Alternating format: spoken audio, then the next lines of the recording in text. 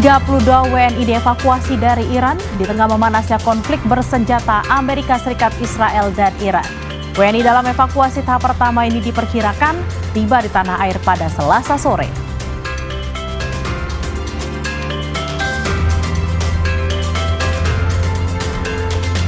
Pos antemortem Rumah Sakit Bayangkara Polri berhasil mengidentifikasi 3 jenazah korban longsor gunungan sampah di tempat pengolahan sampah terpadu Bantar Gebang, Bekasi, Jawa Barat.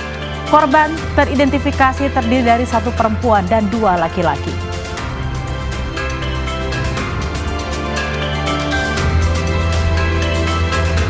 Bupati dan Wakil Bupati Rejang Lebong Bengkulu terjaring OTT KPK. Keduanya bersama 7 orang lainnya tengah jalani pemeriksaan di gedung KPK Jakarta.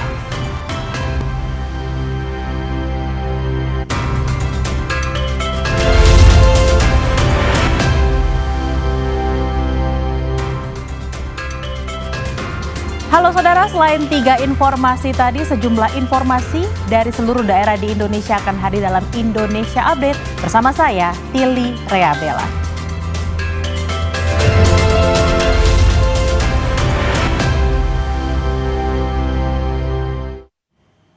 Kita ke informasi pertama, saudara. Balai Pelayanan Perlindungan Pekerja Migran Indonesia atau BP3MI Jawa Timur membuka layanan hotline crisis center untuk pekerja migran Indonesia, khususnya yang berada di Timur Tengah.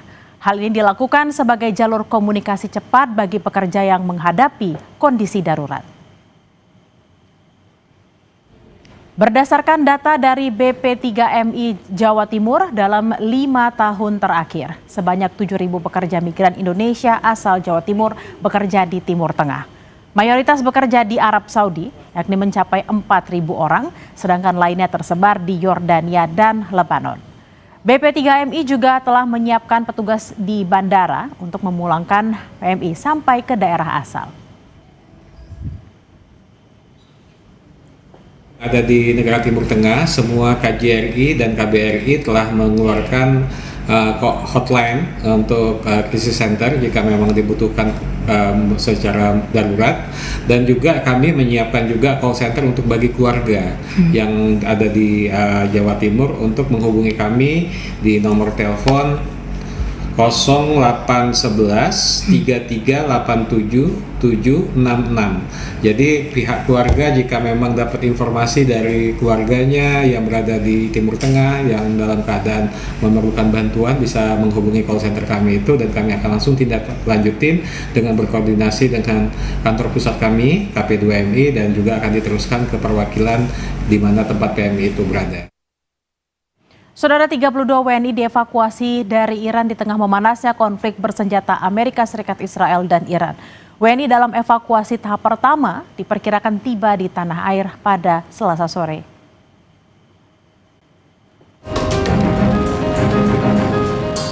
Peperangan yang melibatkan Amerika Serikat, Israel, dan Iran terus berlangsung hingga mengakibatkan kondisi di kawasan Timur Tengah memanas. Situasi ini berbuntut pada evakuasi warga negara Indonesia yang berada di Iran. Pemerintah Indonesia mencatat ada 329 warga negara Indonesia yang menetap di Iran. Kini, 32 diantaranya mengikuti proses evakuasi tahap pertama. Dari Iran, WNI dievakuasi melalui Azerbaijan dan diperkirakan tiba di Indonesia pada Selasa sore. Saya menghubungi teman senior kami di KBRI untuk meminta informasi yang lebih akurat, karena di tempat kami, di kampus kami itu aman, Mbak. Itu kemudian untuk di kota sendiri itu kan relatif dinamis ya, Mbak ya. Kemudian kami meminta informasi yang lebih akurat, kemudian informasi tersebut kami terima, dan semenjak itu kami untuk langsung bersiap-siap evakuasi ke rumah, ke apartemen staf KBRI yang ada di Tehran, seperti itu. Setelah itu kami berangkat dan disambut oleh KBRI Baku, diterima oleh Bapak Dubes, Pak Berlin Helmi, beserta staf KBRI. Kemudian setelah itu kami berangkat menuju ke ibu kota Azerbaijan, di kota Baku. Kemudian setelah itu kami transit di hotel untuk menunggu flight ke Indonesia. Sementara itu, juru bicara Kementerian Luar Negeri menegaskan telah menyiapkan berbagai rencana terkait dengan kondisi WNI di kawasan Timur Tengah. Pemerintah Indonesia terus memantau secara seksama dampak konflik terhadap WNI yang berada di kawasan dan telah menyiapkan langkah kontingensi jika kondisi mengharuskan dilakukan repatriasi dari berbagai negara. Kementerian Luar Negeri juga membentuk tim respons krisis sebagai langkah perlindungan terhadap WNI yang saat ini masih berada di kawasan terdampak perang Amerika Serikat Israel dengan Iran. Tim Liputan Kompas TV. Dalam program Kompas Siang, PLT Sekretaris Direktorat Jenderal Perlindungan Kementerian Perlindungan Pekerja Migran Indonesia, Kombes Guntur Saputro menyebut telah membuka hotline pengaduan PMI dan WNI di Timur Tengah untuk memudahkan evakuasi. Berbagai langkah antisipasi dan koordinasi. Di antaranya kita juga di Kementerian Perlindungan Pekerja Migran Indonesia saat ini telah menyediakan layanan pengaduan khusus untuk Timur Tengah, yaitu melalui layanan omnichannel di nomor WhatsApp yang mempermudah untuk para pekerja migran sendiri ataupun para keluarganya yang akan mengadukan ataupun menyampaikan informasi mengenai harapan ataupun keinginan khususnya bagi yang akan menginginkan kembali ke tanah air, yaitu melalui layanan 0811 80 80 141. Harapannya dengan layanan pengaduan hotline ini mempermudah kita untuk berkoordinasi dengan teman-teman perwakilan RI. Perlu kami sampaikan kepada Mbak Lintang bahwa harapan dan keinginan masyarakat kita, baik itu ya, statusnya WNI ataupun PMI yang sedang berada di Timur Tengah, yang saat ini menginginkan ataupun berharap untuk bisa kembali ataupun difasilitasi, teman-teman perwakilan RI sudah melakukan upaya, melakukan himbauan serta penyampaian, serta memberikan suatu hotline pengaduan apabila yang berkeinginan kembali untuk didaftarkan, dan tentunya melalui berbagai upaya standar khusus ya, antara lain adalah keamanan secara umum relatif terkendali. Namun di luar itu dari perwakilan RI saat ini sedang melakukan penjajakan, Mbak. Penjajakan berkoordinasi dengan maskapai, baik itu yang maskapainya dari lokal ataupun maskapai nasional Indonesia, dan nanti akan membantu para WNI ataupun PMI yang berkeinginan kembali ini melalui skema repatriasi dengan biaya secara mandiri. Sementara itu, Saudara, Presiden Prabowo Subianto meminta rakyat Indonesia harus bersiap menghadapi kesulitan akibat perang yang pecah di Timur Tengah saat ini. Namun Prabowo menegaskan bahwa pemerintah akan berani dalam menghadapi kesulitan. Hal ini Prabowo sampaikan saat meresmikan jembatan Bailey dan jembatan Armco di Aceh. Akibat perang di Timur Tengah, kita harus siap menghadapi kesulitan. Tapi sekali lagi, kita bersyukur bahwa sebenarnya bangsa Indonesia punya kekuatan. Kita punya kekuatan yang besar. Tapi juga saya harus jujur kepada seluruh rakyat. Dan saya juga akan memberi suatu taklimat kepada seluruh bangsa Indonesia dalam waktu dekat. Yang juga jadi sorotan, Saudara, Kapten Miswar Maturusi dan Chief Engineering Sirayudin merupakan dua warga Kabupaten Luwu, Sulawesi Selatan yang dikabarkan hilang saat menjalani pelayaran internasional di kawasan Selat Hormuz, Timur Tengah. Hingga kini, keluarga masih menunggu kabar mengenai keberadaan korban. Keluarga Sirajudin terus berharap kepala mesin takbot Musafah II milik perusahaan pelayaran yang beroperasi di Abu Dhabi ini dalam kondisi baik-baik saja. Sejak Kamis pekan lalu, istri dan kedua anaknya di Desa Tembue, Kabupaten Luwu, Sulawesi Selatan tak bisa lagi menghubungi Sirajudin. Keluarga khawatir usai mengetahui kapal Musafah II meledak di Selat Hormuz. Hanya satu pinta yang diharapkan keluarga. Ya harapan mah pengen selamat, pengen cepat ditemukan dalam keadaan baik-baik aja. Ya, Dan sebelum dapat harus dicari terus. Harapan yang sama dipanjatkan keluarga Kapten Miswar Maturusi di Desa Patedong, Kabupaten Luwu, Sulawesi Selatan. Kapten Miswar Maturusi merupakan kapten kapal Takbot Musafa II. Ia telah bekerja di dunia pelayaran selama lebih dari 20 tahun dan menjadi tulang punggung keluarga. Keluarga menyebut, Rabu pekan lalu Miswar sempat menyampaikan rencana pelayaran yang akan dilakukannya. Sehari kemudian, ia masih sempat membuka pesan dari anaknya, namun tidak membalas sebelum akhirnya hilang kontak.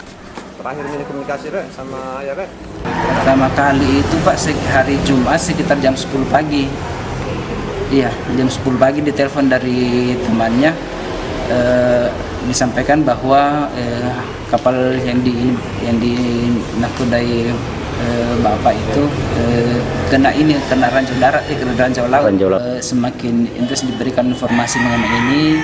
Terus yang kedua, mudah-mudahan segera dipercepat pencariannya. Kapal Musafa II hilang kontak saat menjalani pelayaran internasional di kawasan Selat Hormuz, Timur Tengah.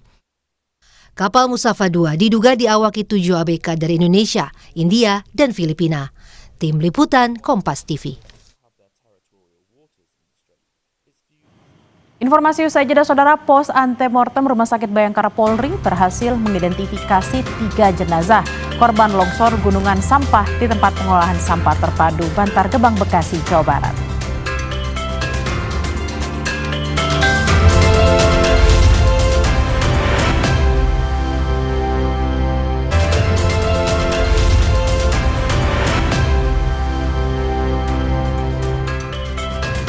Indonesia Update kembali untuk Anda, Saudara. Tim SAR menutup operasi pencarian korban longsor gunungan sampah di tempat pengolahan sampah terpadu Bantar Gebang, Bekasi, Jawa Barat. Seluruh korban sudah ditemukan. Total korban meninggal jadi 7 orang. Berdasarkan keterangan tertulis kantor SAR Jakarta, korban terakhir ditemukan Senin malam pukul 23.30 dalam kondisi meninggal dunia. Tim SAR gabungan kemudian membawa jenazah korban ke Rumah Sakit Polri Kramat Jati. Dengan ditemukannya seluruh korban hilang, maka tim SAR menutup operasi pencarian korban. Jumlah korban longsor gunungan sampah TPST Bantar Gebang berjumlah 13 orang. 6 orang selamat, 7 orang meninggal dunia.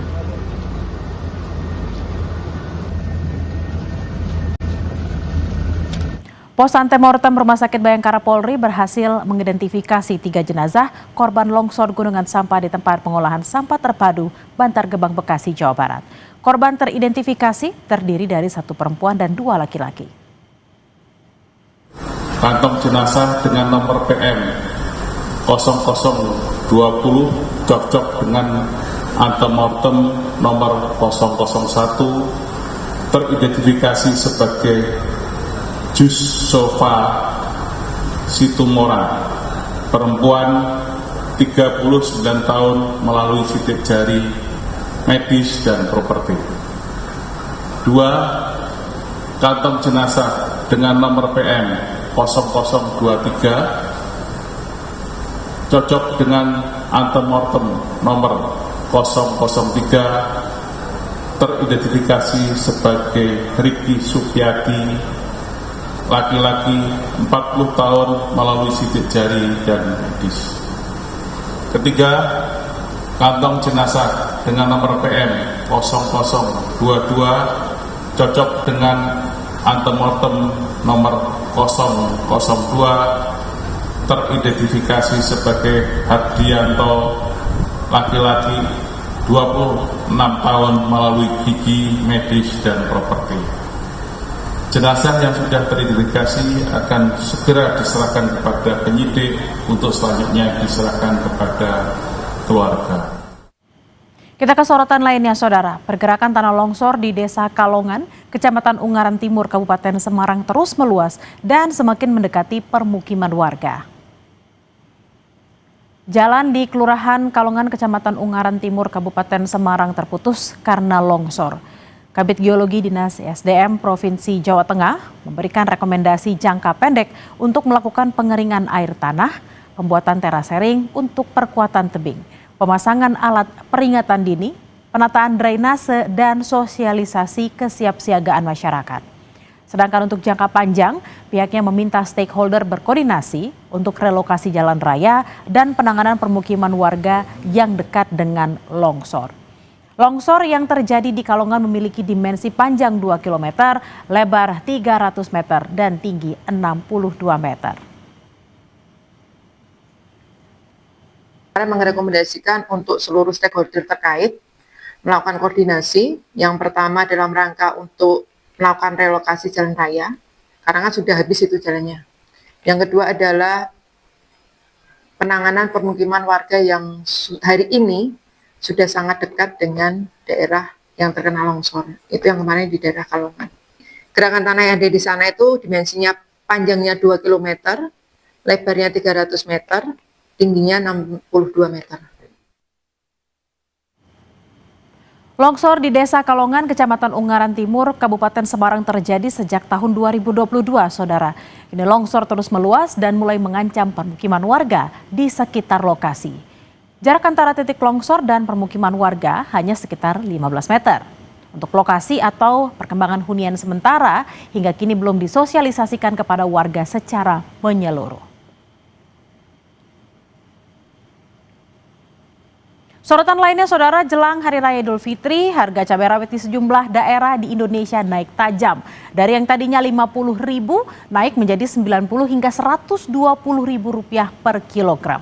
Kenaikan harga dipicu terbatasnya pasokan dari petani dan berdampak pada menurunnya daya beli.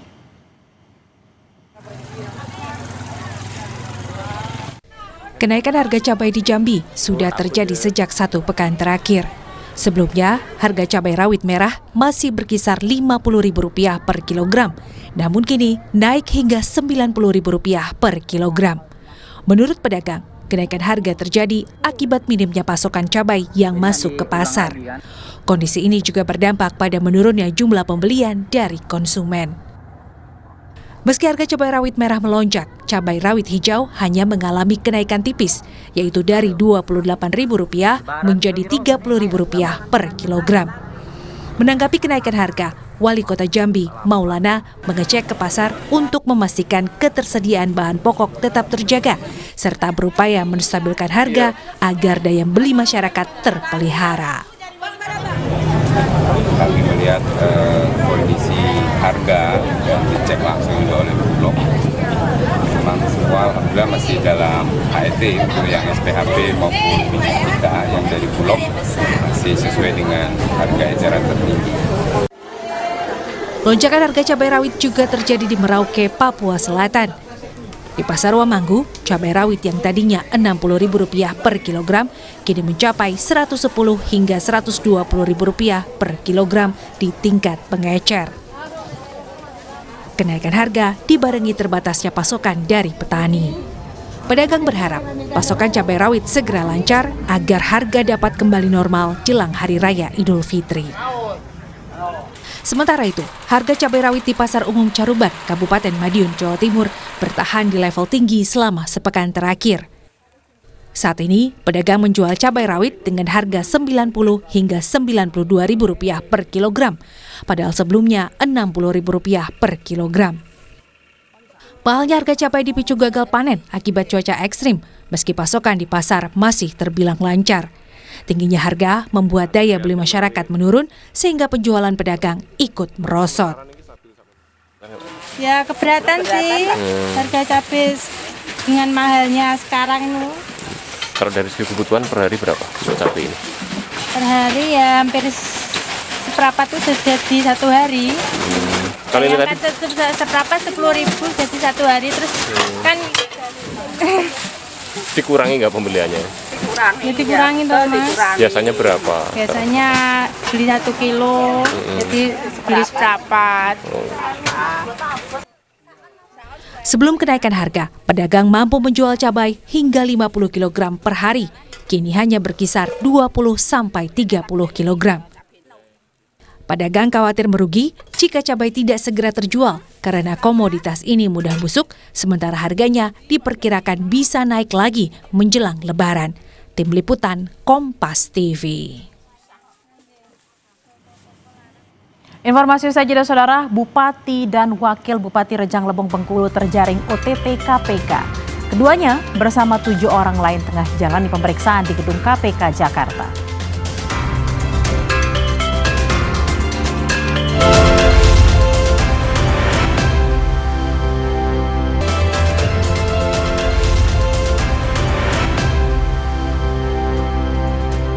Saudara, juru bicara Komisi Pemberantasan Korupsi Budi Prasetyo mengatakan menangkap 13 orang dan membawa 9 orang diantaranya ke gedung KPK untuk diperiksa, termasuk Bupati dan Wakil Bupati Rejang Lebong.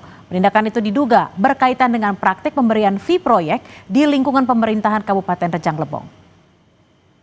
Yang dibawa ke Jakarta pagi ini satu bupati, kemudian wakil bupati, dan juga 3 orang lainnya dari ASN di wilayah Pemkab Rejang Lebong. Kemudian 4 orang lainnya adalah pihak swasta. Berarti proyeknya terkait, tadi penegasan sekali lagi. Ya, ini terkait dengan proyek-proyek di lingkungan Pemkab Rejang Lebong. Ya, nanti kami akan update ya terkait dengan proyek-proyek di dinas apa, nilainya berapa, itu nanti kami akan sampaikan lengkap di konferensi pers. Saat diamankan itu situasinya gimana Mas? Kan semalam ya infonya. Ya, para pihak ini diamankan kemarin malam ya. Jadi dalam rangkaian peristiwanya tim mengamankan di wilayah Rejang Lebong dan juga di wilayah Bengkulu. Sehingga kemudian pemeriksaannya juga dilakukan di 2 tempat, yaitu di Polres Kepahiang dan di Polresta Bengkulu. Sebelumnya KPK melakukan operasi tangkap tangan terhadap Bupati Rejang Lebong bersama sejumlah pihak. Seluruhnya diperiksa Polresta Bengkulu dan Polres Kepahiang. Pasca OTT saudara, kediaman salah satu kepala dinas di Rejang Lebong sudah disegel dengan stiker KPK. Informasi tadi sekaligus menutup perjumpaan kita di Indonesia Update. Saya Tili Rabela pamit undur diri. Sampai jumpa.